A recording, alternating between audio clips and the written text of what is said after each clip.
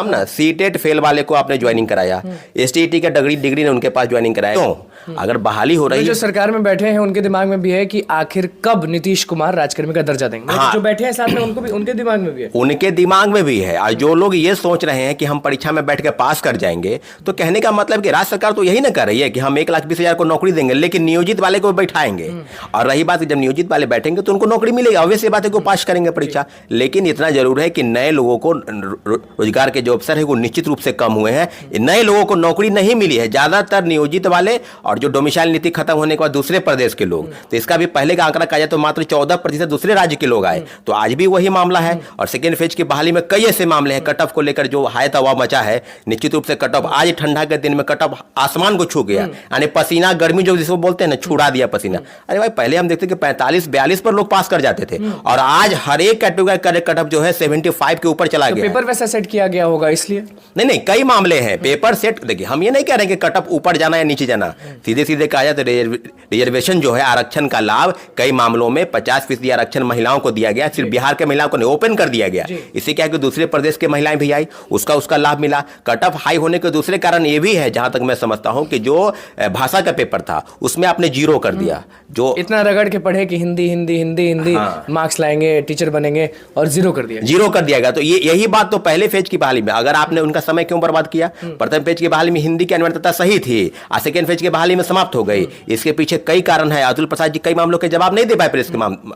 अगर कहेंगे हिंदी वाले में, तो आप ही तो कहते हैं कि बेहतर भाषा का अगर इंग्लिश, अंग्रेजी या जो भी उसको जानकारी होना चाहिए, तो क्या सेकेंड फेज की बहाली में उनको जानकारी नहीं होना चाहिए? तो कैसे आप शिक्षक बहाल करेंगे? अच्छा, TRD 2.0 का रिजल्ट इतना जल्दी आ गया, फिर आंसर की भी जारी कर दिया गया था उसी दिन, फिर भी लोग नाराज क्यों रहते हैं अतुल प्रसाद से? देखिए, खास कारण होगा। देखिए, अतुल प्रसाद जी कई मामलों में हम उनको स्वागत करते हैं, लेकिन सेकेंड फेज की बहाली में जो हाई कट ऑफ गया है उसके पीछे रिजर्वेशन का पालन नहीं किया गया है। महिलाओं को दोहरा रिजर्वेशन, एक 50% जो ओपन है उसमें 35% आरक्षण, तो बिहार के महिलाओं को न मिलते हुए उसको भी ओपन किया गया, दूसरे प्रदेश के महिलाओं का है। तो हम ये नहीं कह रहे, लेकिन इतना जरूर है कि बिहार के कई मामलों में कहा जाए तो कट ऑफ का हाई गया। प्रथम फेज के बहाली, सेकेंड फेज के बहाली में निश्चित रूप से कट ऑफ हाई गया है। तो आप परीक्षार्थी कहेंगे ही, और परीक्षार्थी जाएंगे भी बीपीएससी ऑफिस। कई हजारों लोग गए हैं, ऐसा नहीं है कि वो आपसे डर रहे हैं और आप कह रहे हैं कि 144 है, आपने कहा था कि नहीं जा सकता।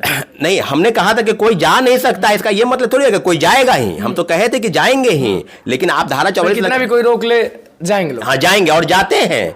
कई लोग बात करते हैं और जाते हैं, उनकी समस्या है तो कहां जाएगा? बीपीएससी से गलती अगर हुई है या शिक्षा विभाग से, तो लोग जाएगा कहां? लेकिन इतना जरूर है कि कट ऑफ को लेकर जो मामले हैं, उस मामले में निश्चित रूप से बीपीएससी को सोचना चाहिए। और कई ज्यादा का रिजल्ट अभी नहीं आया है, 11-12 का कई विषयों का रिजल्ट नहीं आया है, 1 to 5 का पीआरटी का रिजल्ट नहीं आया। तो इन मामलों में थोड़ा सा उनको दिखाना चाहिए कि नहीं, अगर आप निकाले हैं बहाली तो ज्यादा से ज्यादा लोगों को मौका मिलना चाहिए। आप कट ऑफ इतना हाई कर दिए, फिर सप्लीमेंट्री रिजल्ट की बात करेंगे तो फिर उस पर आप हाई तौबा मचाएंगे कि नहीं, वो वेटिंग लिस्ट का प्रावधान है, तो ड्रॉप आउट हो गया तो सीटेट फेल वाले को हम पास कराएंगे। आज तो आंदोलन भी है। बिल्कुल, आपके चैनल के माध्यम से हम सारे अभ्यर्थी जो पटना में मौजूद हो गए हैं या पटना पहुंचने वाले हैं, सब गर्दनीबाग धरना स्थल पर मौजूद हो जाएंगे, और 10 साढ़े 10 तक सभी लोग आ जाएंगे। और 11 बजे से हम लोगों का राज्यव्यापी आंदोलन पटना के गर्दनीबाग ऐतिहासिक धरना स्थल से शुरू होगा। और निश्चित रूप से सप्लीमेंट्री रिजल्ट को लेकर जो वादा खिलाफी हुआ बीपीएससी से, बीपीएससी चेयरमैन की तरफ से, कि आपने कहा था कि ड्रॉप आउट को बाहर करेंगे, मल्टीपल रिजल्ट वाले को बाहर करेंगे, जो फर्जीवाड़े तरीके से नियुक्त हुए उनको बाहर करेंगे, तो डाटा अभी भी कहा जाए तो 93-94 हजार लोगों को ही नियुक्ति दी है। तो फिर अभी भी पद खाली है। अच्छा, ये इल्जाम जो आप लगा रहे हैं कि इस बार भी अगर नियोजित शिक्षक जो हैं वो बाजी मार रहे हैं, तो फिर से घेल मेल होगा, कुछ होगा, झोल होगा रिजल्ट्स में? नहीं, देखिए, ये सब सुनियोजित तरीके से क्या है। एक राजकर्मी का दर्जा नहीं देना है, उसको परीक्षा में बैठाना है, पास करेंगे तो नौकरी में है ही ना। उनको क्या हुआ, राजकर्मी का सीधे दर्जा मिलेगा, कोई विशेष लाभ तो मुझे नहीं लगता कि होगा। वेतन में थोड़ा सा बढ़ोतरी होगा, लेकिन नए लोगों के अवसर कम होंगे, वो नए लोग उन पर आने चाहिए। आपने वादा किया था 1,20,000 जो भी पद निकाले उसमें नए लोगों को नौकरी मिले, नियोजित वाले को भी बैठा रहे हैं। डोमिसाइल नीति समाप्त हो गई, अभी भी क्लियर मामला नहीं चल रहा है कि क्या होगा। लेकिन इतना जरूर है कि बहाली में जो प्रक्रिया अपनाई जा रही है बीपीएससी की तरफ से, उस बहाली में थोड़े से परिवर्तन आपको करने की जरूरत थी, लेकिन कट ऑफ इतना हाई चला गया। अब कट ऑफ को लेकर भी काफी हाई तबाह मचा हुआ है। पिछली बार के हंगामा आपको याद है कि नहीं, कि जब बात डीवी की आती है तो सारे लोग माथा पीटते हैं, सोचने लगते हैं कि क्या होगा। और पिछली बार डीवी अतुल प्रसाद कर रहे थे, और इस बार डीवी है के पाठक है। हाँ, तो ये इस बात के लिए भी लड़ाई झगड़ा दोनों अधिकारी में हुआ था। कभी के पाठक बोलते थे कि डीवी हम कराएंगे, अतुल प्रसाद जी बोलेंगे हम कराएंगे। लेकिन ठीक से हो पाएगा ना के पाठक जी से डीवी? क्योंकि पिछली बार बहुत हंगामे हुए थे। नहीं, मुझे लगता है कि अगर बीपीएससी अगर डॉक्यूमेंट का वेरिफिकेशन करती अपने स्तर से तो बेहतर होता। के पाठक पे भरोसा नहीं है? नहीं, बिल्कुल भरोसा नहीं है। वो तो कर लिए ना काम ना। सीटेट फेल वाले को आपने ज्वाइनिंग कराया, एसटीईटी का डिग्री ने उनके पास ज्वाइनिंग कराया, बीसीए, एमसीए, एमटेक कई सर्टिफिकेट। पिछली बार तो अतुल प्रसाद ने कराया था डीवी। नहीं, डॉक्यूमेंट का वेरिफिकेशन उन्होंने नहीं कराया था, सिर्फ डॉक्यूमेंट को अपलोड कराया था। जो वाटर मार्क है जिसका डॉक्यूमेंट का वेरिफिकेशन करना है वो जिला स्तर पर हुआ है, वो शिक्षा विभाग का काम था। इसी दोनों के झगड़े के बाद मुख्यमंत्री जी के हस्तक्षेप के बाद ये मामला हुआ कि शिक्षा विभाग का डॉक्यूमेंट का वेरिफिकेशन करेगी। डॉक्यूमेंट सिर्फ अपलोड कराया गया था। आप चाहते हैं अतुल प्रसाद ही सब चीज करें? नहीं, अतुल प्रसाद जी सब कुछ नहीं करे, लेकिन बीपीएससी कराती तो बेहतर होता। ये मेरा निर्णय नहीं है, ये तो राज्य सरकार फैसला करेगी। लेकिन इतना जरूर है, कोई भी डॉक्यूमेंट का वेरिफिकेशन करे, चाहे शिक्षा विभाग चाहे बीपीएससी, सही तरीके से करे, ठोक बजा के करे। कि हम ऐसे ठोक बजा के मतलब क्या? ठोक बजा के मतलब कि शिक्षा सीटेट फेल वाले को आपने नियुक्ति दिया ना, एसटीईटी के डिग्री नहीं उसको नियुक्ति दिया, कंप्यूटर दिया, फिर कह रहे हैं, फिर इल्जाम लगा रहे हैं कि जो योग्य नहीं थे उन्हीं को नियुक्ति दे दिया। अरे हम क्या करा दिया? फिर हम क्या इल्जाम लगाएंगे? अभ्यर्थी खुद सामने आए थे प्रेस के, मुकेश जी झारखंड के हैं, वो आए थे, पूजा करिश्मा, कई अभ्यर्थी, सैकड़ों अभ्यर्थी सामने आए थे। तो प्रेस के माध्यम से जो चीज क्लियर है आपके मन में सवाल है, वो सवाल अभ्यर्थी नहीं करेंगे। क्या बीपीएससी का घेराव नहीं करेंगे? कोई रोक लेगा क्या? कोई नहीं रोकने वाला है।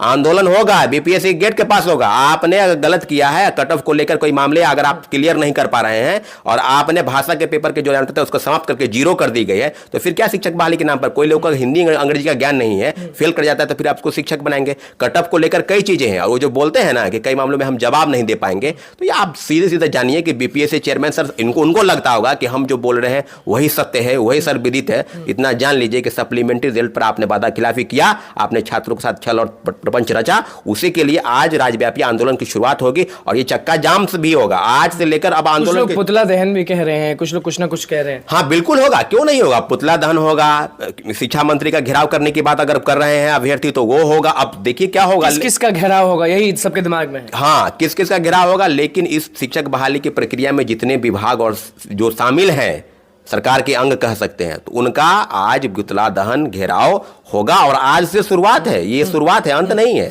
अब से शुरुआत होगा। आप समझ 25 तारीख है, डीवी की बात तो अब शुरू हो ही जाएगी। हाँ, नहीं, डॉक्यूमेंट का वेरिफिकेशन वो कराए ना अपने स्तर से, लेकिन 10,000 लोगों ने डॉक्यूमेंट का वेरिफिकेशन नहीं कराया। वो वेटिंग लिस्ट का प्रावधान नहीं है, वो सप्लीमेंट्री रिजल्ट जाना चाहिए। अगर अंत में अगर सरकार हम लोग की बात नहीं सुनती या अवहेलना करती है तो अंतिम रूप में हम लोग कोर्ट जाएंगे। कोर्ट की भी तैयारी चल रही है, ऐसा नहीं है कि हम लोग छोड़ देंगे डॉक्यूमेंट का। अब बताइए किसी का एज समाप्त हो गया हो, अब अगली परीक्षा में सेकंड फेज में नहीं बैठे, वो कहाँ जाएंगे? वो कटअप पर हैं, डेट ऑफ बर्थ के कारण वो छूट गए हैं, उनके पास कोई रास्ता नहीं है, उनके घर में मातम फैला हुआ है, वो रो रहे हैं, चित्कार कर रहे हैं कि हम अब मेरे साथ क्या होगा। क्या अब कोई विकल्प नहीं बचा है? और बातों को आप बरगला रहे हैं कि डॉक्यूमेंट का वेरिफिकेशन करके और जो चीज सामने आया आपका लिस्ट, उसमें भी आप कर रहे हैं कि वेटिंग लिस्ट में जाएगा, तीसरे फेज की बहाली में जाएगा। तो चाहते क्या? छात्र नेता हमेशा आवाज उठाते लोगों की, चाहते क्या? देखिए, न्याय सरकार के तरफ से हो, पहल होनी चाहिए। मुख्यमंत्री जी अगर चाहते हैं कि नियुक्ति हो और सही ढंग से हो तो डॉक्यूमेंट का वेरिफिकेशन सही ढंग से कराती है अगर, तो आज ये नौबत नहीं आती, छात्र सड़क पर नहीं उतरते। निश्चित रूप से डॉक्यूमेंट का वेरिफिकेशन गलत हुआ और सप्लीमेंट्री रिजल्ट बिल्कुल जायज मांग है। इन सब मांगों को लेकर आज